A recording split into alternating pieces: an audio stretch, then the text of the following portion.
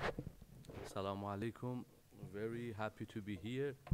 Actually, yesterday I was supposed or I was told to talk about civil society, but now he's asking me to talk about the how the coup was perceived in Iran. But let me start like that. Uh,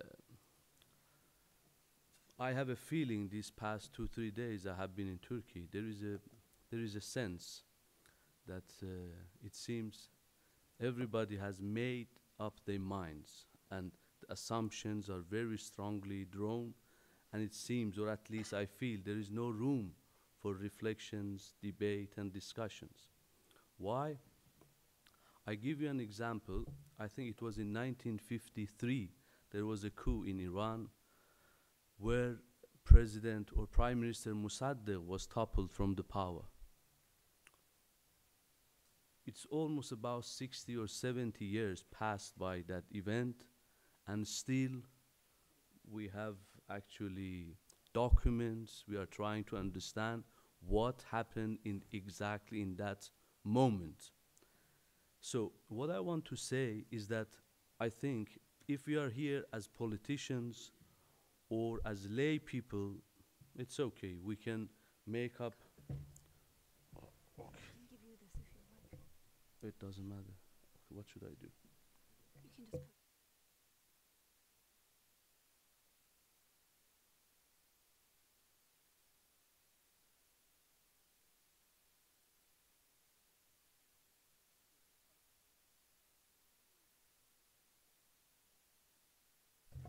I must come into his defence there. He's assertion that he's not short, and he will. No, He will the connect. problem is that I The can't problem go. in his defence as a lawyer is there's a panel at the bottom here which prevents you from getting too Closer. particularly close. Anyway, So I thank you just very just much. just helping where I can. Thank you. Thank you very much. Yeah, if we are here as politicians or as lay people, okay, we can say whatever we want. We can actually be very ideological. We can demonize these and that. We can essentialize these and that. But if we are sitting as academics, I think, as you all actually mentioned here and there, that we are trying to talk about civil society and the possibility of civil society. And I think one of the requirement of civil society is that we leave some room for debate, dialogue, and exchange of ideas, and try to understand the others not in essentialist terms. Since yesterday, I have been actually hearing many of our dear friends were using terms like evil, like demons, like they are not Muslims. I don't know really if it is like that or not. But what I want to understand is that out there is a phenomenon. And me as a sociologist, I want to understand.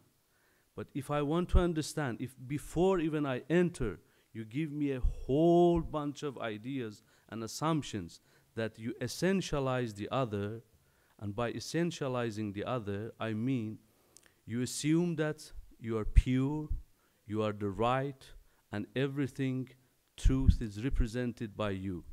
But the other is deprived of all of these essences. So what it makes the other will become evil, and I become the representation or personification of truth. And when truth and evil are, are in front of each other in the Manichaean understanding, the light and the darkness, so always it will be war between these two. So when there is a war, there is no room for discussion. If there is no room for discussion, there is no debate, no dialogue, and no possibility of communicative forms of dialogue. And if there is no communicative forms of dialogue, then we don't have civil society. So I think we have to be a little bit careful when we are talking about these things.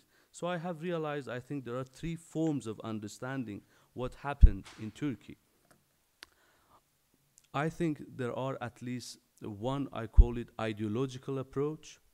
The second is political approach. The third is anthropological approach. When we say ideological approach is when we actually try to essentialize the other. When the other is essentialized, then there is no room for understanding, no room for reflections, no room for debates, no room for dialogue. Then I am the personification of the right, and the other is deprived of all forms of humanity. This will not lead us to anywhere. The second one is the political approach, when we reduce the complexity of the phenomenon to a political aspect.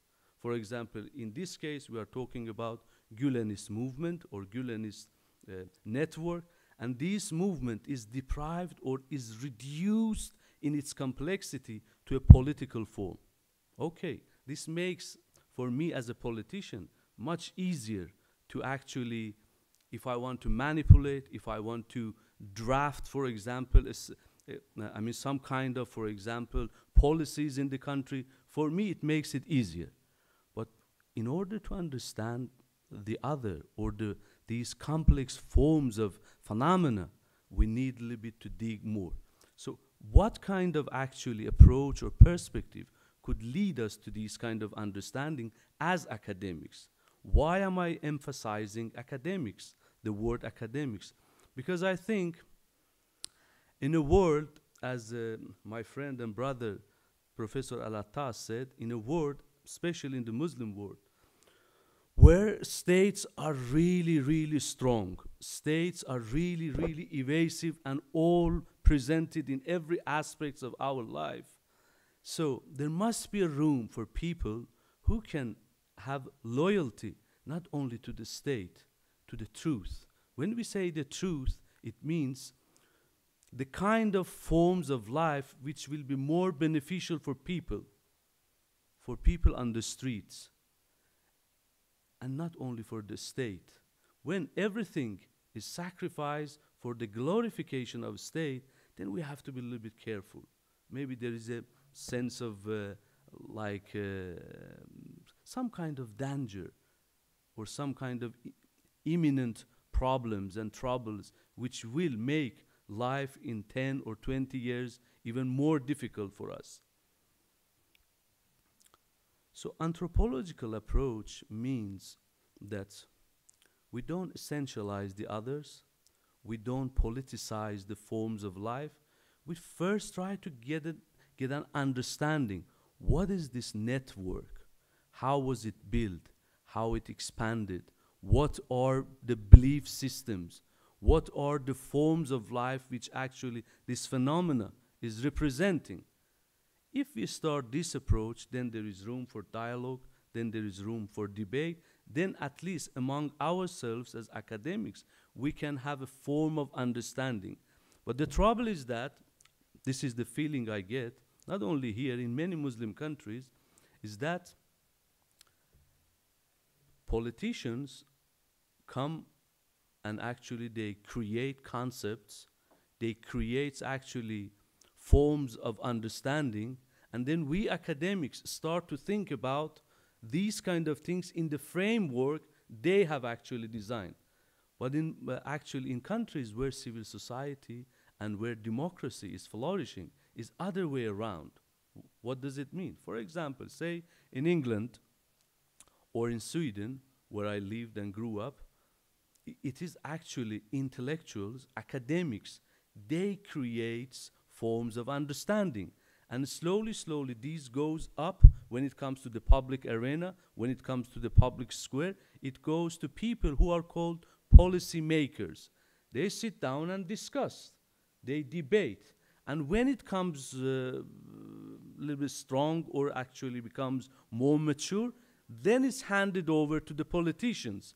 Then in this way, when they want to draft a law, or if they want to actually start a kind of policy, then people are supporting them. Why? Because this actually grew up from bottom up. But here in our countries, unfortunately in Muslim countries, it's other way around. Leaders, politicians, they start to craft ideas, make concepts, and then they try to insert it to the people. Last night I had the honor to listen to Minister Al-Bayrak. You know, it's good. I think it's interesting that he expressed his views, his opinions, and we learned a lot. But unfortunately, I realized actually he's issuing verdicts, which actually these kind of verdicts belongs to religious, say, ulema, and even when they issue, I mean, ulemas, when they issue these kind of verdicts, the civil society should be a little bit sensitive and have some mind and try to disagree. He was saying that, for example, anybody who doesn't think like that is not even Muslim.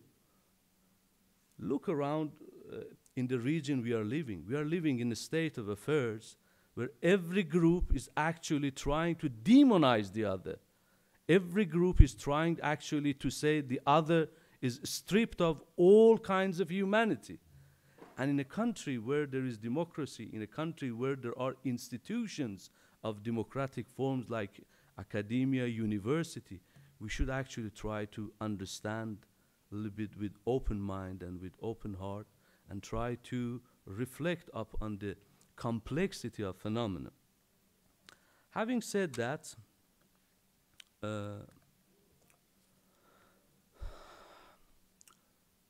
when actually the coup happened, I was in Tehran.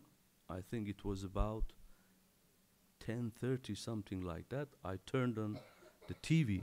I saw actually they are broadcasting the news. The funny thing was that the first thing I did, I called Nuri. He didn't reply my Viber. Then I called to other friend, is Lutfi, here in Istanbul.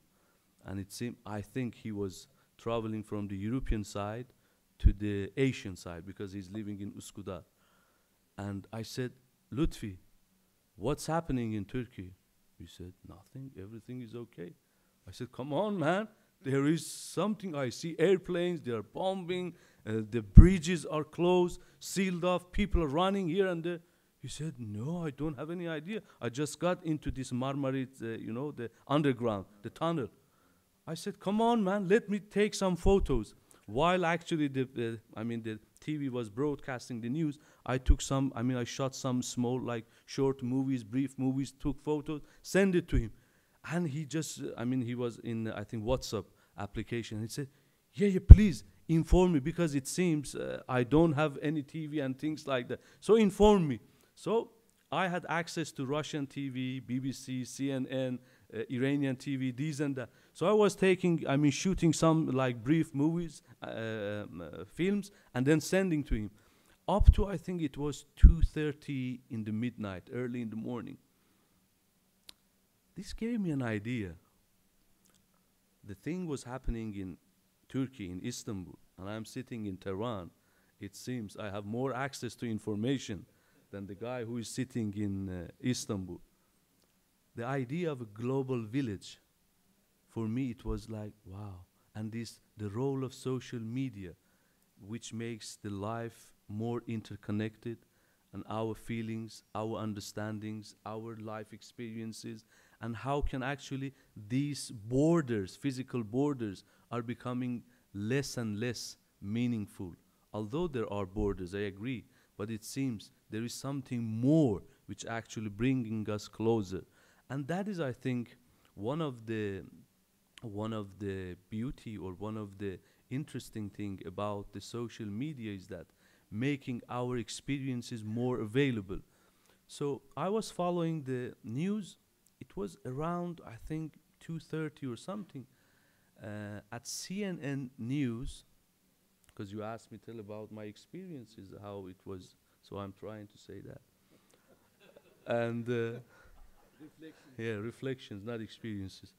Then there was actually kind of talk or kind of discussion at CNN News. They invited one American intelligence Homeland Security officer, or the chief of Homeland Security officer in United States of America.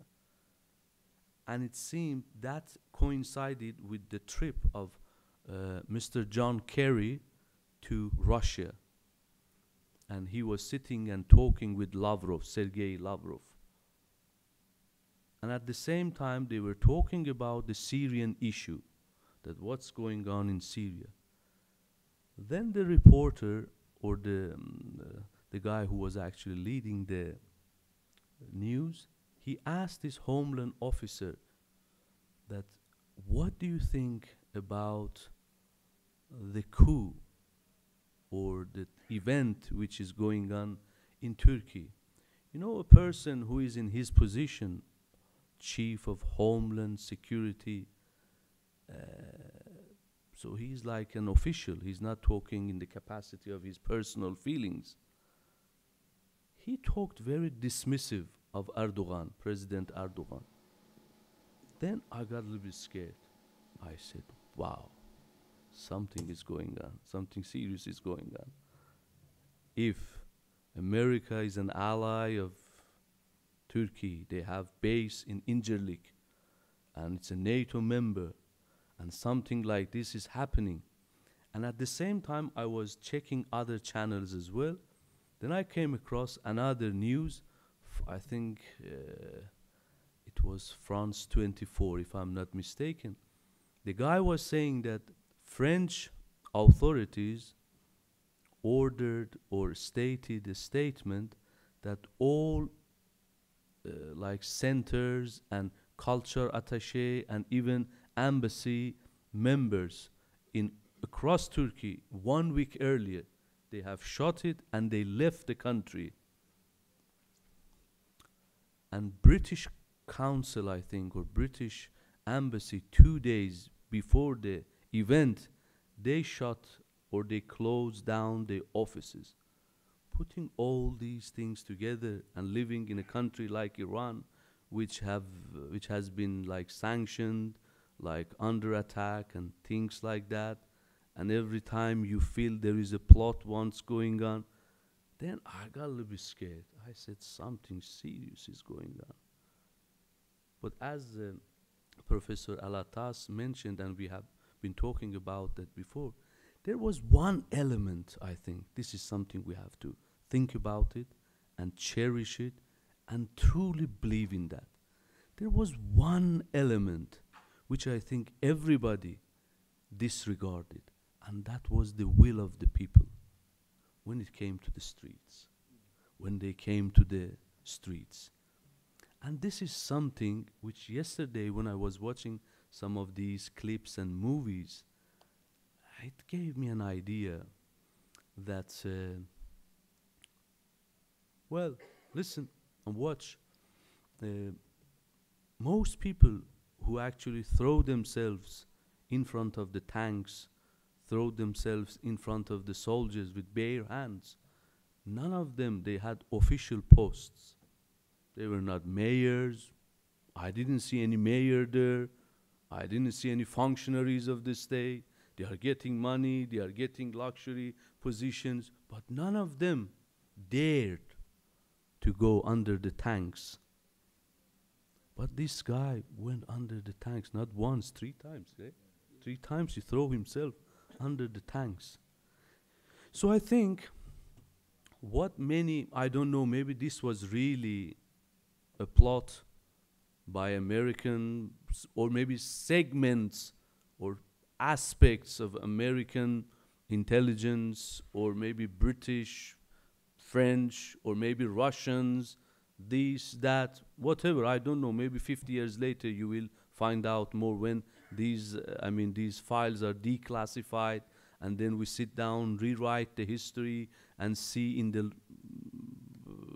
the light of those understandings and informations, we will rewrite the history of 15 July.